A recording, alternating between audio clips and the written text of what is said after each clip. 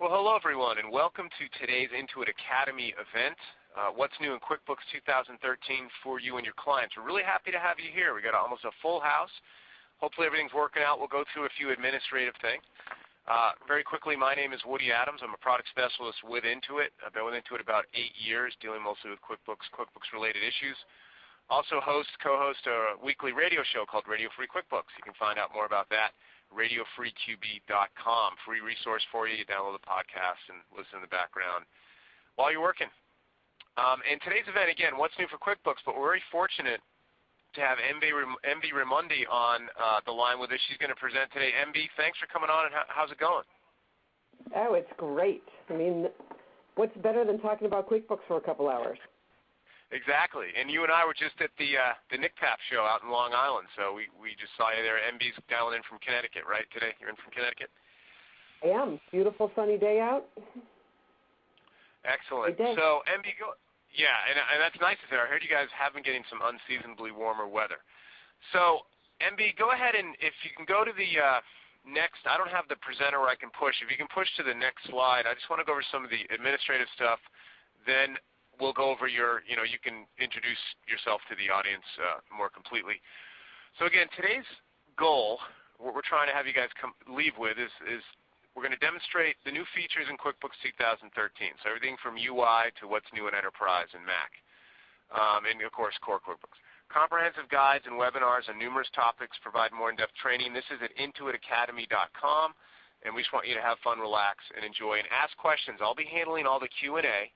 So you'll be getting direct answers from me. If there's questions that I feel will resonate with the whole audience, I mean, in other words, more than one person is asking them, and it's just a critical feature of 13, I will go ahead and push that. We have Q&A stops throughout the next 2 hours, and I'll go ahead and we'll stop, and then we'll ask MB the question, and everybody can hear it. So next slide, MB. Feel free to describe yourself more thoroughly to the audience. Okay, well, welcome everybody. As Woody said, my name is MB Raimondi, and if you want to know what MB stands for, it stands for Mary Beth. But people tend to shorten my name to Mary, which I don't like, so it somehow got shortened to MB, so that's the easiest to go by. I am not an Intuit employee, but I'm very honored that Intuit has asked me to present. I have been using QuickBooks since the DOS version. I'm an advanced certified QuickBooks Pro advisor, blah, blah, blah. You can see my slide up there. And Woody, quit laughing at me. Sorry. I really enjoy teaching QuickBooks as well as teaching other things, and so it's really an honor to be here and share with you guys today some of my knowledge and try and answer questions. So let's just go over some of the learning objectives. I mean, basically, we want to identify the new features, and the whole idea is we're trying to be working more efficiently with our client files.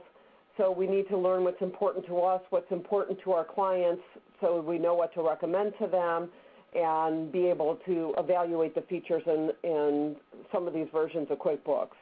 So to that end, our agenda is, first of all, we're going to talk about what's new for us in QuickBooks Accountant.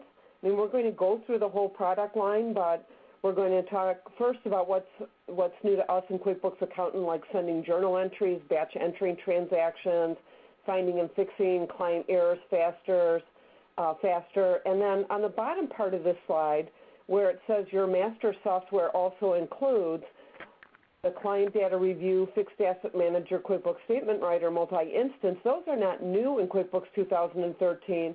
But there may be some of you out there who are not familiar with these features, and I would encourage you to learn more about them, to play in your QuickBooks Accountant, to play with some of these features. And there are, like on Client Data Review out at the Intuit Academy, there's some recorded webcasts that you can watch about Client Data Review and QuickBooks Statement Writer so that you can learn more about it, again, to work more efficiently in your client files. After we talk about what's new for us and demo and take some Q&A, the next thing we're going to talk about is what's new for our clients. And here we're talking about Pro and other versions of Premier besides QuickBooks Accountant. And then you'll see we're going to talk about what's also new in QuickBooks Enterprise Solutions. So go through the core product Pro and Premier, add what's new in Enterprise Solutions like default cost assignment, auto-create purchase orders, calculate the reorder, and what's new in advanced inventory with QuickBooks Enterprise, which is an add-on to QuickBooks Enterprise, and that's barcode scanning, shelf and bin location, and tracking. Then we'll go through some slides on what's new for QuickBooks for Mac, and there's a lot new. I think you'll be pretty excited about it this year. There's a lot of new functionality like batch invoicing and attaching docs and importing multiple lists, and you can now integrate with the Intuit Payment Network. And then even though QuickBooks Online is not a version, it's a subscription, we'll talk about some of the features that have been added recently so that if you hadn't taken a look at QuickBooks Online in a while, I would encourage you to do that because it is getting more and more robust every day. I mean, they seem to put out new software updates every, 4 to 6 weeks, maybe 6 to 8 weeks, so that when you go into your QuickBooks Online file or your clients, or you go into QuickBooks Online Accountant, which is also fairly new coming out of pilot, that you will see some of these new features and be able to take advantage of them. So that is our agenda. Let's go ahead and get started and talking about what's new in QuickBooks Accountant. Now, I will include bookkeepers in this. I think a lot of people have a misnomer of what QuickBooks Accountant, who QuickBooks Accountant is for, and I kind of define it that it's for anybody, whether you're a pro advisor, you're a consultant, you're a bookkeeper, you're an accountant, you're a CPA, you're an enrolled agent who deals with more than one QuickBooks file. Now, what you're going to find are some of these features that we go through in QBA, QuickBooks Accountant, are also in QuickBooks Professional Bookkeeper, which was a new flavor that came out last year.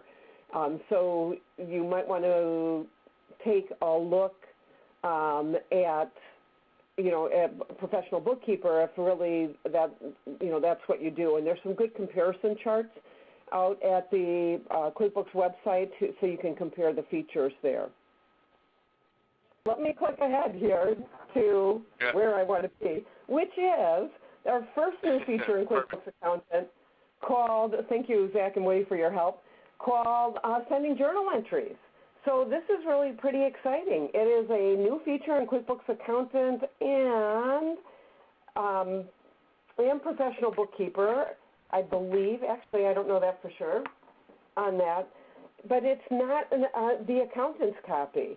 Okay, so the idea on sending journal entries is for those who are used to doing journal entries and are trying to figure out a way to get that information to their clients because maybe they've started out with a QuickBooks backup or a portable company file, and right now what you're doing is you're probably sending them a list of journal entries and say, go ahead and input it in your QuickBooks file. What happens is a lot of times those journal entries don't get input. So this new feature called Send Journal Entries solves for that. They can create and send you a regular QBB or a QBM, a backup or a portable company file. They can continue working in their file. You can do the journal entries in your copy of the file and then send them from the journal entry or from the accountant's drop-down menu if you're in Maintenance Release 3. Now, the thing that you need to be aware of is the client has to be using QuickBooks 2013. So, and then here's what happens. When you email it, and I'm going to demo it so you'll see what that looks like, you can send multiple journal entries. This is a screenshot of the email that your client is going to receive, and they just really click on the attachment, and it's going to download into the file, which is really pretty neat. So that is one new feature in QBA. The next new feature we want to talk about is something called Batch Enter Transactions. And this is something we've been asking for a while. Again, it's in Professional Bookkeeper, it's in QuickBooks Accountant, and it's in any SKU of QuickBooks Enterprise.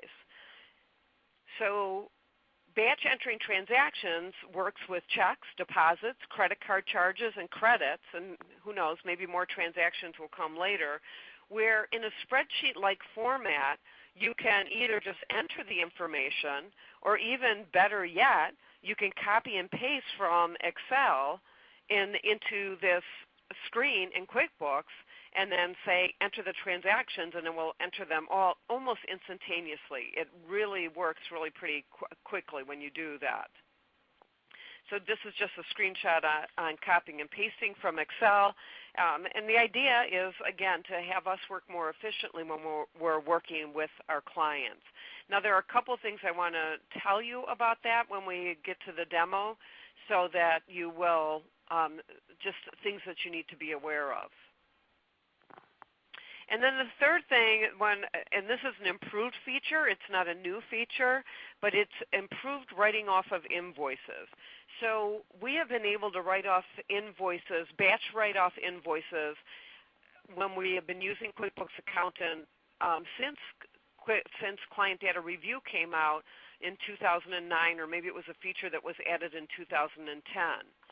In the past, when we've done batch write off, what you would have to do is identify what account on your chart of accounts you wanted those invoices to be written off to. So typically you might write it off to a bad debt expense account.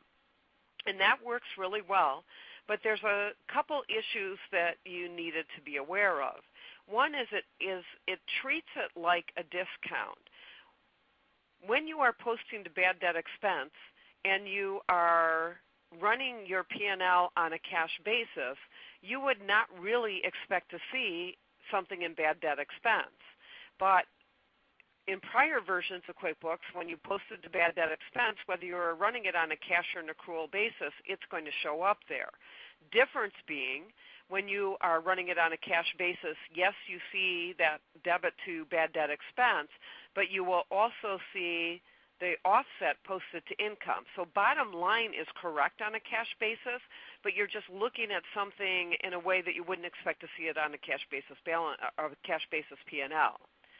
The other issue in the prior way that the invoices were written off is if you have sales tax on those invoices. So if I have an invoice that's for $106, $100 was income and $6 was sales tax payable, in QuickBooks 2012 and prior, when I use this batch write-off and I post it to bad debt expense, it's going to post that whole $106 to bad debt expense. Well, what if I can take a credit on my sales tax return?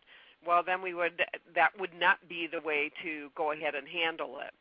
So the cool thing about writing off invoices in QuickBooks Accountant 2013 is that rather than posting directly to an account on the chart of accounts, you choose which item you want to use to write off that invoice. And guess what?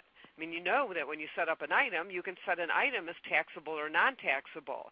So when I'm writing off my $106, which I know is $100 plus $6 sales tax, I am going to be using a taxable bad debt item so that $100 writes off against bad debt expense and $6 reduces my sales tax payable. So it makes a little bit more sense to in QuickBooks 2013, I think accounting-wise gives us a little bit more flexibility. The other difference is behind the scenes, rather than just creating a discount, which in effect is kind of just like doing a journal entry, it actually creates a credit memo. So it's kind of the preferred method of writing off invoices. Again, we're talking about QuickBooks Accountant 2013. Okay, so now that we've talked about it a little bit, let me go ahead and demo this and launch my screen share. So I'm trying to get the questions as we go. There's some good questions there, so got some teed up. So yeah, do we want to go through some questions right now before I do the demo? Yeah, sure, and I'll try to log in too. And we haven't even gotten to the UI colors. I'll wait on that one. The send journal entry, is it only in the QuickBooks Accountant or Enterprise Accountant? It is only in QuickBooks Accountant and Enterprise Accountant. Right, exactly. So that's just one of them. The versions of Send Journal Entry that are supported, that's only 2013. So your client needs to be on 13 as well. the batch enter transaction, what versions support that? Batch enter transactions is professional bookkeeper, Right. QBA, and enterprise, any of the SKUs. Right, exactly. And then will the send journal entry work for my Mac clients? I don't think so. Do you know the answer to that, Woody? Oh, yeah, no. The answer is no. But it's a good question. Definitely. Good question. So, no, the answer is no. I mean, it would have been a cool workaround, instead of the round tripping. That would have been a great workaround. Yeah, definitely. Well, let me try. I'm going to see if I can present, and then you can just kind of talk them through it, and we'll just kind of do a present/Q&A. And you'll notice in the send journal entry, and by the way, we'll go over the new user interface, but I'll just minimize that, my left nav panel for now, and again, all the menus are the same, and we'll go over that in a sec. But under the account menu, you'll have send journal entries, or you can do it from the make journal entry window. This is, again, your client's on 13. The scenario is they sent you a backup reportable file. You convert it to a company file, or you could be in the accountant's copy. That's fine, too. It doesn't matter, but you're not really doing the full kind of accountant's copy model here. You're just making journal entry adjustments, and you want to send it back for an easy import for the client. So you click Send Journal Entries, and here's my journal entry window there. And I'm kind of watching what you guys are seeing, so I know you're seeing it. Again, thanks for your patience there with all this. And here's the Send Journal Entry window. I can check off these adjusting entries I made, or journal entries I made, and the box down below, allow recipient to select which journal entries to post to file. But you're never going to really check that consciously, right? Is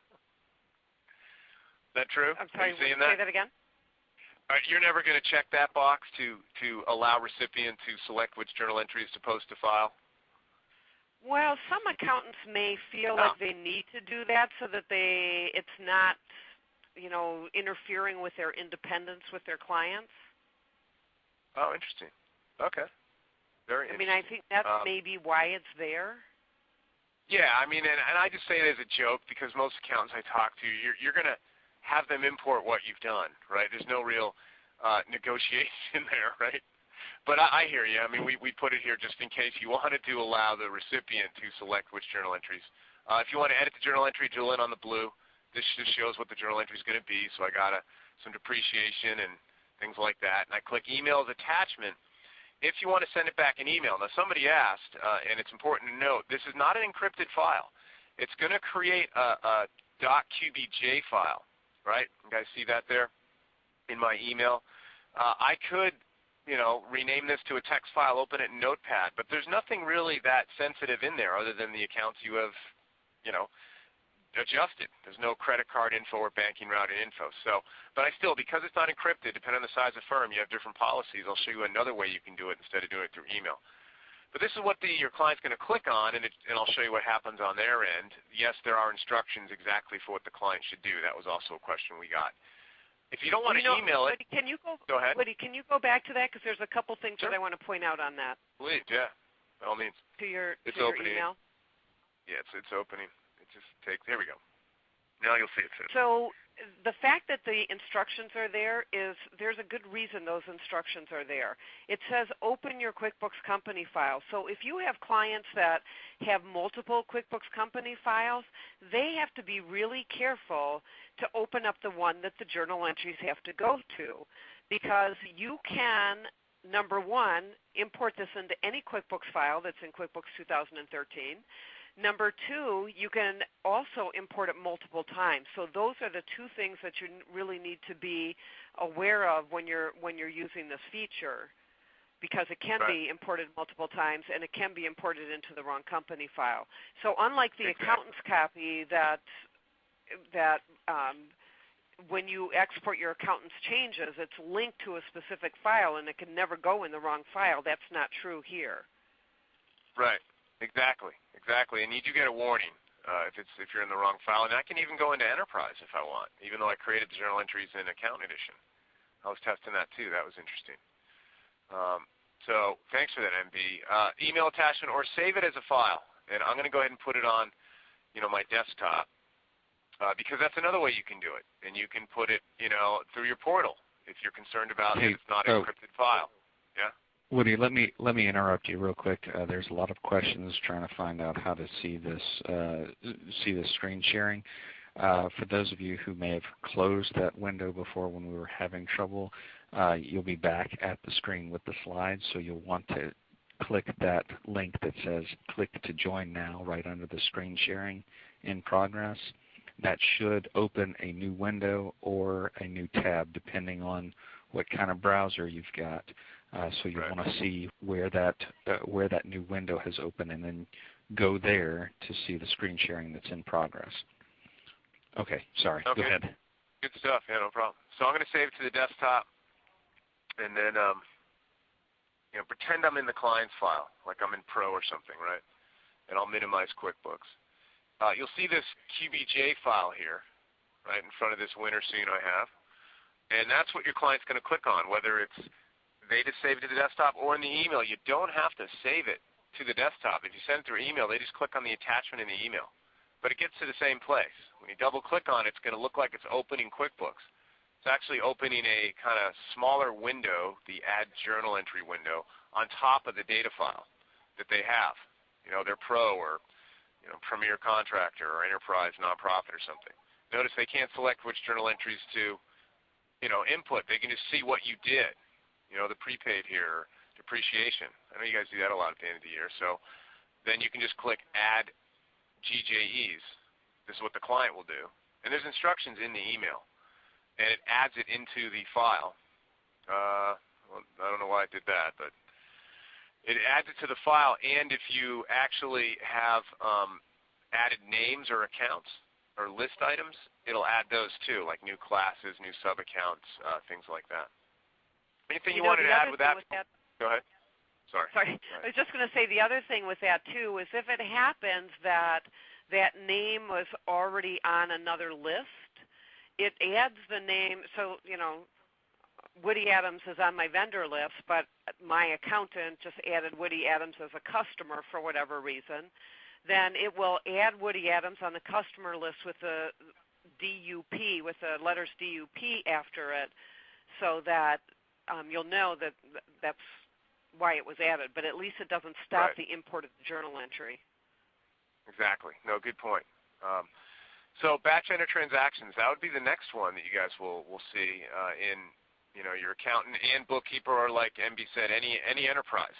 If you're an Enterprise 13, you'll find it. It's kind of buried. You have to customize it and add it either to the top icon bar or the new left navigation panel. But it's either kind of heads down, power entry. You're just using the Enter tab and choosing your use for checks, deposits, credit card charges, credits. You put in a memo, class, job, and then go down to the next line and save it. Then you have, I'm trying to see how to make this bigger here. There we go. So then I can save the transaction, and it saves it. And you can save 20 of them. But really, I think, and MB, let me know what you think about this. It's more about if you have stuff in Excel, like I have 21 checks here in this Excel spreadsheet, or maybe you got 100 or 500 checks from the bank, and the bank is not supported on the list, for our financial institutions that we support in online banking. So I can, customize the columns in the batch enter transaction window just by clicking this to match what my Excel spreadsheet is. So I have number, date, payee, account, amount, memo, class, customer, and you can just copy paste. So where do you see this as being most impactful then, MB? Well, I think both. I mean, Woody, I think both ways, because there are a lot of accountants or bookkeepers or pro advisors who get the information, don't get it from the bank, don't get it in Excel. They're just they may still be working from check stubs and trying to get the information in quickly. So rather than bringing up right check window, they can easily just put the information in on the screen here. But definitely if you do have it in Excel, once you know that Excel spreadsheet is as it should be, when you're want to copy and paste it over, and once you make sure your columns are in the right order, it's definitely way easy to cut and paste. Yeah. Now, do we want to talk about the blank fields and things like that? Yeah, you noticed when I brought in the draft, there was no payee, and there shouldn't be actually no payee. I don't know why there's still one there. It'll actually copy over the field to the left of it. So if you have something blank, it'll put the date in here. And then so if you anything look on red, there, your amount and your memo are the same, Woody, on that draft one? Look at the amount column. Oh, yeah, good call. Right. Oh, no, on the one above it, on the bank service charges. Yeah, I got that one. So also to note, anything red is also a list that QuickBooks doesn't recognize. So if you're doing a huge import, instead of having to go through and update all these to the right customer, or make sure the list elements are in QuickBooks. Just make sure they're on your list before you do a massive copy paste, because you'll just be going through and making a lot of changes or adding the list to the accounts, because it'll throw a pop-up and say, do you want to add this customer, do you want to add this chart of account, et cetera, and it'll just be time consuming. So, right, MB, so I've been encouraging people that are using this, you're bringing in 1,000 checks, to make sure that the list elements in that spreadsheet are all in QuickBooks first. Right, so number one, make sure every cell in Excel is filled out. Otherwise you might not realize that something is posted to the right, in the blank cell from the column that's on the left. Even better. And then number two, make sure that the lists elements are already in QuickBooks. But the good thing is it's in red, and so at least it's you can see it and fix it before you actually save the transactions. It flags you, and then of course you click yes, and it's going to save all these checks. So I'm not sure what happened to send journal entry. Usually it just tells me it was imported in. Here are the list elements that were added to the file. So something must have gotten lost there. But the batch enter transaction, you saw it saved 21 checks there. And then also, drag the window to resize it. Let's see here. Let me go up here. The CDR. So been around for a while, but this particular tool, write-off invoices, if you guys have been using it, I'm in the accountant's changes file. Let me try a different file here. Write-off invoices. Let me try this, We can try flipping screen share if you want. I just rebooted my computer. Oh, nice. Let's do it on the next one. I think I got it. I think what it was, I'm in the accountant's copy, and that's probably why the import failed of the send journal entry. Sorry, ironically, I was getting these files ready for a presentation I have tomorrow. So I just opened the wrong one in haste because, I don't want people to wait, and they're waiting to see stuff, and I feel a little stressed there. But it's all working out. So this one, the write-off invoices, now you can do it to an item. And MB, you more than me can explain why this is important. I mean, you're a CPA and you did real-world training forever, and so why is this better than last year where you write off to an account? Well, I mean, we kind of went over it before when I was just talking to the slides. One issue is sales tax. Right. So if I have an invoice that has sales tax on it, I want, when I write off that invoice, most likely I want that sales tax to reduce my sales tax payable account. And then the other issue is the cash versus accrual. If I use if I'm using a credit memo rather than using the discount, then it shows up better on the cash versus accrual P&L when I look at it. Good. Oh, good to know. So that helps the P&L on a cash basis? Correct. Okay, very good to know. I'll mention that one as well, because the sales tax for sure solves for the sales tax. But and would you agree too, though, if you have multiple lines you're trying to write off an invoice, just go do the credit memo from the invoice itself? You wouldn't do it here, correct. right? So I would still use the screen to figure out what invoices I need to write off, and if you double-click on the blue INV, you can easily get back to the invoice. And when was that? Was it 2 years ago that it was added that you, right from the invoice, you can say create a credit memo? Yeah, that's right. It must have been a plus release for 11, and then definitely it was last year.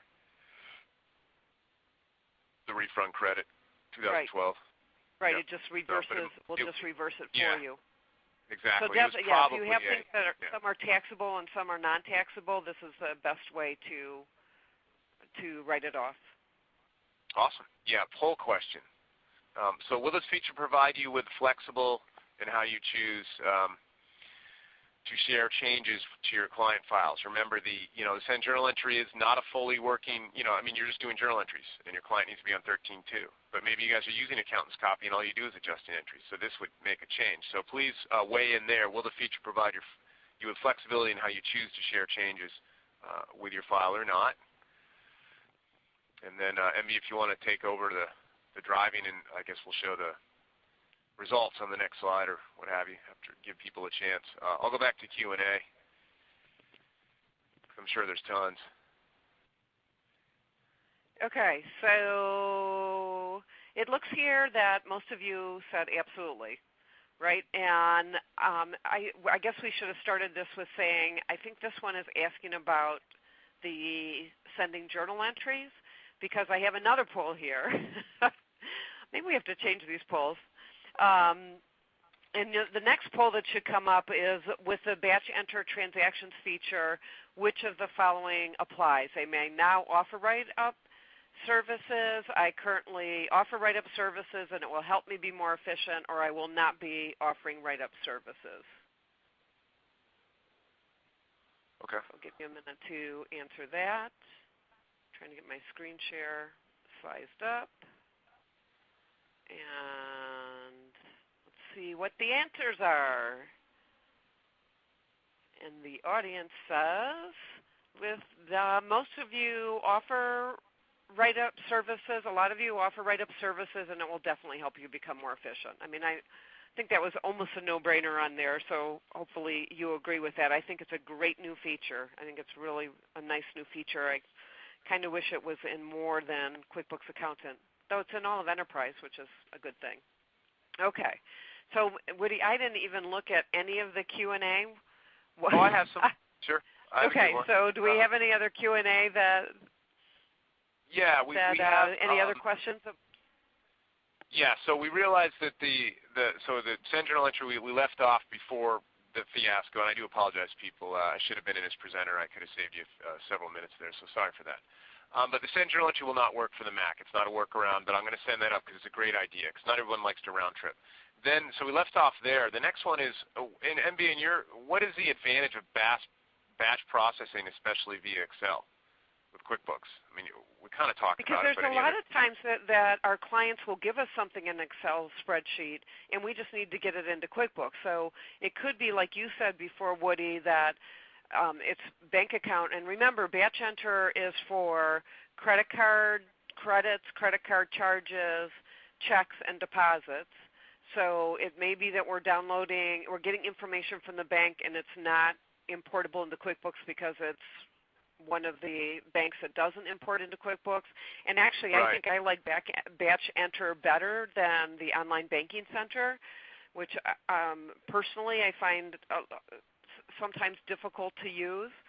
The other thing, I don't think you mentioned, Woody, but I don't know, I wasn't paying 100% attention.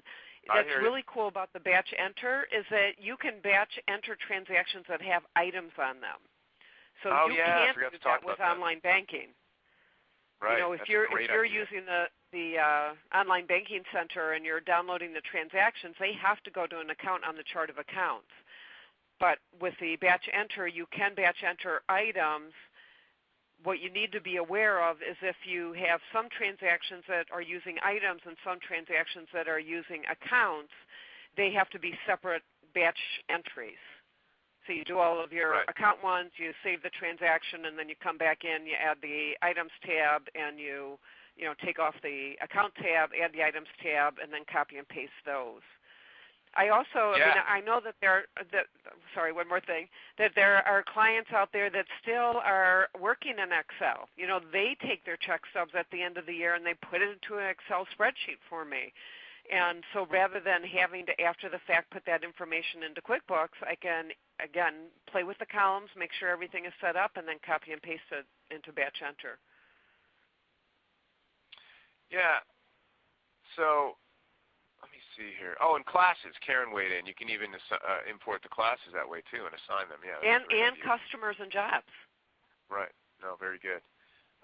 Someone had asked about unclear how the function works while working with the accountant version of the client's file, how it works differently with a backup of a client's data file. I don't think there's any difference. I mean, if you're working with a backup, then you have the same issues you always have when you're working with a backup, right? In that if while you have, if it's a regular backup, while you have that file, then the client can't be doing anything in that file if you're going to give that file back to them. Right. I am not aware of any restrictions on using batch enter when you're in the accountant's copy. I mean, it's going to enter the transactions as checks, deposits, credit card charges, or credit card credits. I don't see any problem with that. Yeah, I hear you.